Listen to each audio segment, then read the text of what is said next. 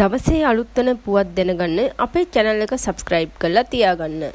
ඉතින් වාහනවල මිල ගණන් සම්බන්ධයෙන් මේ දිනවල බොහෝ දෙනා කතා බහට ලක් වෙනවා. මොකද වාහන ඉස්සරහට අඩු වෙනවා කියලා ගොඩක් සමාජ මාධ්‍ය ජාලාවල පුවත් පැතිර යනවා.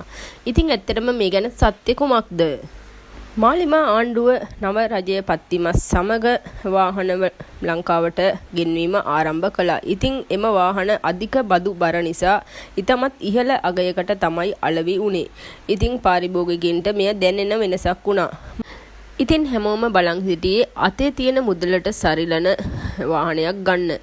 කෙසේ නමුත් එහෙම ගන්න තරම් මිලකට වාහන පාරිභෝගිකයින්ට ලැබුණේ නැහැ. අධික බදුබර නිසා ඉතමත් ඉහළ අගයකට තමයි වාහන අලෙවි වුණේ. ඉතින් මේ පාරිභෝගිකයින්ට ඉතමත් ලොකු කනගාටුවක් වුණා. මොකද හැමෝම බලන් හිටියේ අඩු මුදලකට වාහනයක් ගන්න. ඉතින් කෙසේ වෙතත් ජනවාරි පෙබරවාරි මාසවල වාහන අලෙවිය ඉතාමත් ශීඝ්‍රයෙන් වැඩි වුණා. නමුත් මේ දිනවල වාහන අලෙවිය අඩු වෙලා තියෙනවා.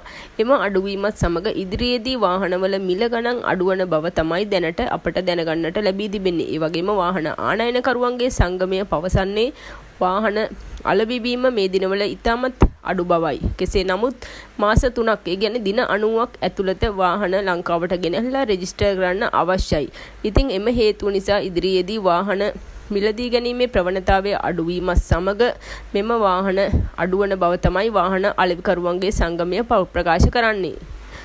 ඒ වගේම අලුතින් මෙරටට ගෙන්වන වාහන සම්බන්ධයෙන් ආනයනකරුවන්ගේ සංගමය ප්‍රකාශ කරන්නේ ඉදිරියේදී අඩු මිලට වාහන ගෙන්වීමට කටයුතු කරන බවයි. ඒ වගේම ජපන් ඇල්ටෝ වැගන්ආර් රථ ඉදිරියේදී අඩු මුදලකට ගන්න පුළුවන් වෙයි කියලා තමයි ඔවුන් ප්‍රකාශ කරන්නේ. ඉතින් අපි බලමු ඉදිරියට මොකද වෙන්නේ කියලා. අපි හැමෝටම කියන්නේ වාහන ගන්න හදිස්සි වෙන්න එපා. ඉස්සරහට වාහනවල මිල ඉතාමත් ශීඝ්‍රයෙන් පහළ බහිනවා.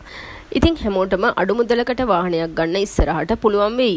ඉතින් මේ වගේ අලුත් තොරතුරු දැනගන්න අපේ channel එක subscribe කරලා තියාගන්න.